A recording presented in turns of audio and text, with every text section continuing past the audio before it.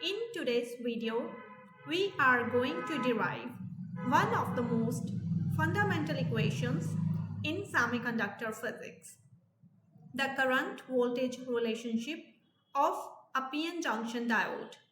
By the end of this video, you will understand how the famous exponential diode equation comes from basic carrier diffusion and recombination principles. So, grab your notes and let's dive in. Before starting, let's start with a quick recap of what happens in a PN junction as I have described in my previous video. I am giving the link down this video. If anyone wants to watch that video, they can find it there. Let's back to our discussion.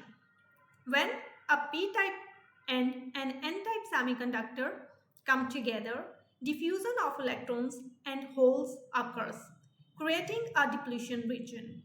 This region develops a built-in potential which prevents further diffusion of charge carriers.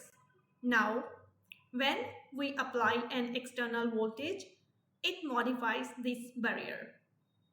Under forward bias, the barrier is reduced, and under reverse bias, it increases. This change in barrier potential controls the carrier concentration on both sides of the junction, and that's what we will derive mathematically in today's video.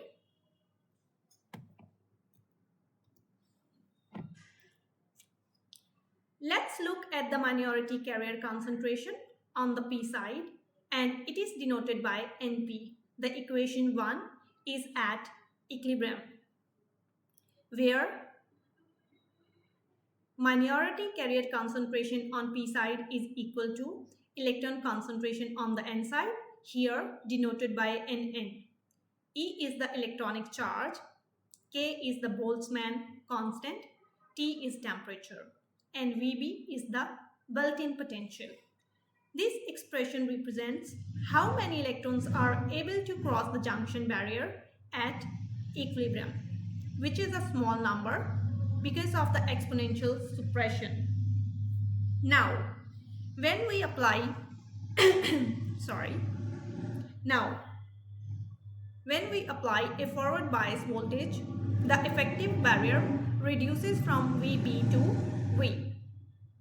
So the new minority carrier concentration on the p side becomes the expression next to equation 1. Now expanding this, the equation number 2 tells us how the excess minority carrier concentration increases exponentially with applied voltage. Now we'll see electron current on the p side. The electron diffusion current on the p side, IE, is directly proportional to the excess concentration of electrons, which is given here mathematically. IE is equal to electron charge, cross-sectional area, velocity of electrons, and Np, which we have obtained in equation number 3. Now we have substituted from equation number 3 the value here. After expanding, it reduces to equation 4, where Ce denotes this whole expression. So the electron current becomes, which is given by equation 4. And Ce is denoted by this whole expression. In a similar way, we can calculate the whole current on the n side. Following the same steps, we get Ch with the same expression given in equation 5, this one. Here Vh and Ph, Here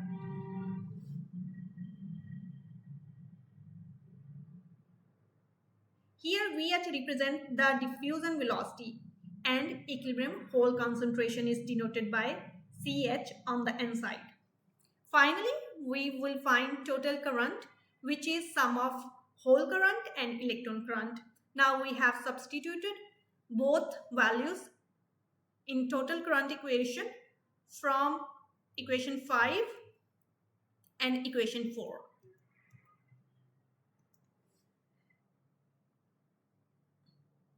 It is the sum of electron and hole diffusion currents. So we have substituted for both terms here. The equation 6 is known as Shockley diode equation, which beautifully describes how the current through a diode increases exponentially with forward voltage. Under reverse bias, V is negative and this exponential term becomes negligible, which gives us I is equal to Is, which is saturation current. But under forward bias, that exponential term dominates and the current rises rapidly, which is why diode conducts strongly in one direction, and that is forward bias. So, step by step, we have derived the PN junction current equation starting from basic principles.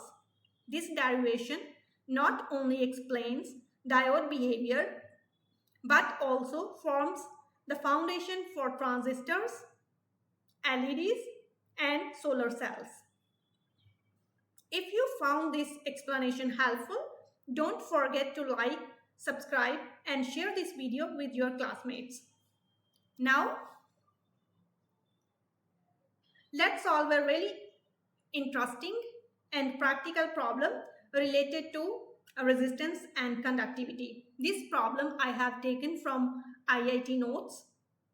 We are going to find out how long a copper wire needs to be to have a resistance of 1 kilo ohm, where it is given copper wire has a diameter of 1 millimeter and conductivity is 60 megasiemens per meter. Now, let's see how this example connects theory with the real world, and it will help you understand how the physical dimensions of a material influence its electrical resistance. Let's start with the basic formula. We know resistance in ohms is equal to rho, where rho is the resistivity, L is the length of wire, and A is cross-sectional area. So in the first step, we will find the resistivity. So this is the expression. Here we substituted the given values, which was given here. And for cross-sectional area, everyone know the area is equal to pi r square.